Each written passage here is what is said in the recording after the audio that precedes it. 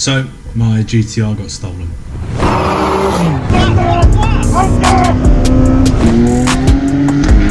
a race car!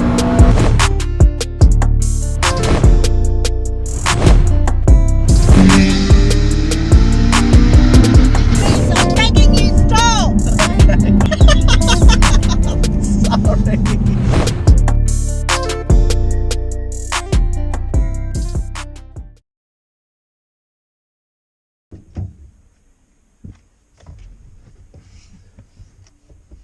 Little kid just walked past and said, I wish I could have one of those. No, it was older to his mum. Bless him. What's up, guys? Welcome back to Real Talk. So in today's video, you've probably guessed it from the title. It's been a long time coming. My GTR got stolen right in front of me and it absolutely sucks. So in this video, I'm just going to discuss how it happened, what the aftermath was, and just to say to those who are selling their cars privately, exotic or any kind of car, just be super careful and be super vigilant, because it can happen to anyone and it does have quite a big impact on you psychologically. Take me as an example. Before we get into the video, I just want to say to everyone, I hope they're all okay given the circumstances with COVID-19. I know this kind of time sucks, so I'm going to try and churn out as much content as I can, just so you guys can have something to look forward to. I know this is a bit of a boring video, so I'll try and keep it entertaining as possible. So yeah, let's start off. Now, before getting into the story, just a very quick disclaimer here. I don't want anyone jumping in the comments saying you're an idiot, how could you be so stupid, how could you be this. Just hear me out first. Just listen to how I was feeling in the situation, and just bear in mind, if it's not happened to you, it's very different saying, oh yeah, I would do this, I would do that, to how you'd actually act in the situation. Background, let's start off with the GTR. So for those who don't know, I bought a GTR last year, an R33. Absolutely loved it. It was an immaculate car on the outside and inside, and always wanted one. It was a dream car for me as a kid. Used to play Gran Turismo at 4 or 5 years old, and used to always save up to buy that car because I just loved it. Eventually getting a bit older, I only had the chance to buy such a cool car, and I took the plunge and bought it and loved it. Absolutely loved it. There was an instant bond there with that car because I'd always wanted one. However, a few months down the line, there were some issues with the engine. The Bullet, £11,000 later, the car was ready after waiting 4 months and only owning the car for a few months, and the car was ready.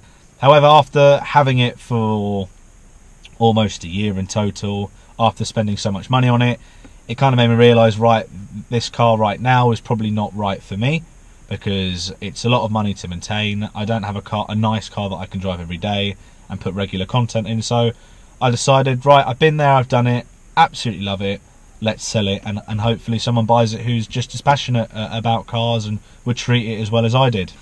Advertise the car on all your kind of mainstream advertising sites like Auto Trader, Piston Heads, you name it, it was on there, forums, and had a few calls, straight away offering me prices that I wasn't really happy with, a couple grand below what I was asking. And I remember I had one call where he said he wanted to come and view it and seemed a bit fishy, and then never heard back from him again. And then a few weeks passed and I had a phone call, and it was a really positive phone call. It was, I've seen the car, asking all the right questions about the car. So he seemed like he knew what he was doing, and he wanted to arrange a viewing of the car. Happy with the price. I was like, okay, brilliant. Asked where it's from, quite far away, willing to travel. So we organised the day, and he said, well, I can come down in the week. And I responded, well, I'm at work, so you can come and view it at work. It's a proper workplace, there's desks, we can do this, we can do that. Now, bear in mind, before we dive into the story, I was a car salesman at the time, and I was exposed to dealing with customers, going for test drives, jumping in the car, showing them around, and it was like the norm for me. It kind of just felt, yeah, someone's come to view a car, it's just going to be the same as what I'm used to. Not bearing in mind I'm selling it privately here, I'm exposed to all sorts which I wouldn't be at a mainstream dealer. He said, well, I don't want to come and see it at your work, I kind of want to see where the car lives. Now, a lot of you are going to think, right, that's alarm bells ringing, which I kind of thought for a second, but then I thought, if I'm buying a car like that, as I did when I bought it, I would want to see where the car's living, just to see what kind of area. It gives you a bit more of an understanding and a background on the actual car itself. So I said, okay, that's fine. We arranged the date, and it was set in stone, had all the paperwork ready, and was calling him updates throughout the week to say how things are getting on, gave it its final polish and love. And he was meant to be arriving around 4 o'clock, so I left work early to come and sell the car. And I thought, right, I'll give it a bit of time. It was then 5 o'clock. Rang him. He said, yeah, he's still on his way. He's got his wife and his brother or friends or someone coming with him because he's super excited. So I was like, okay, brilliant. Just a bit of traffic, no problem at all. It then started getting a bit later, and I'm quite paranoid anyway, as it is. So I thought, I'm just overthinking this. He's coming to buy the car, it's fine. But then it started getting dark and he still wasn't there. Eventually, he turned up, and he just turned up by himself, just walking. So at that point, I thought, right, something's not right here. How am I going to do this? Am I just going to let it unfold naturally? Am I going to intervene? Am I going to this? Because at the end of the day, what is more important? A car is a materialistic thing. So I was thinking in my head, is my car going to get stolen or not? What's more important? Is he carrying a weapon? Is he this? He's come all this way to potentially take this car, so he's going to take it regardless. So I kind of just sat back and just took it as it came.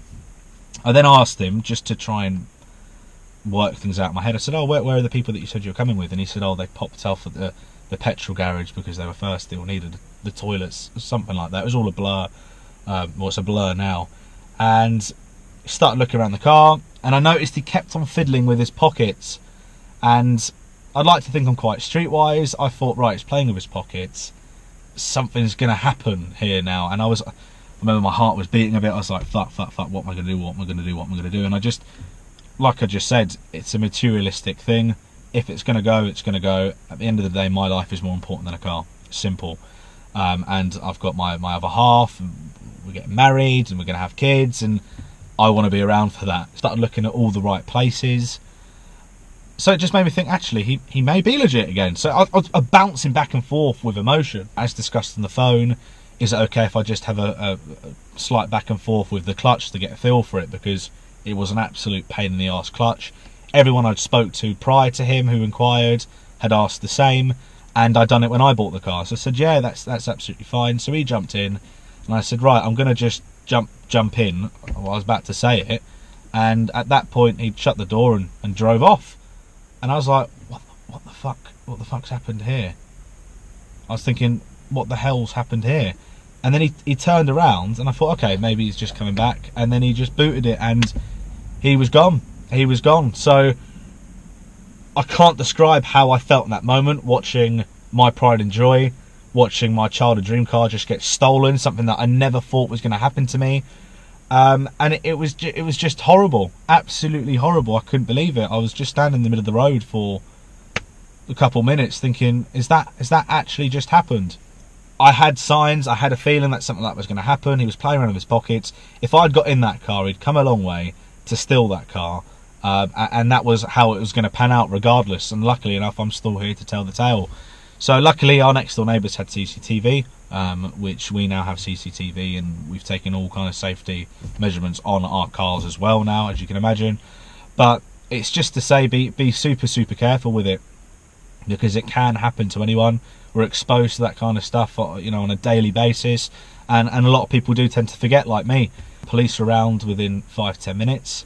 They done what they could. It flagged up on an ANPR camera near me, and then it was just gone forever. Obviously it affected my insurance massively, so my premiums have gone through the roof. So it's a bit of a shitty situation to be in, but I thought I'd tell you guys, I thought I'd owed you guys that, and hopefully it proves entertaining through this difficult time. So hope you guys enjoyed the video. Don't forget to like, comment and subscribe, and I'll see you next time. Take care.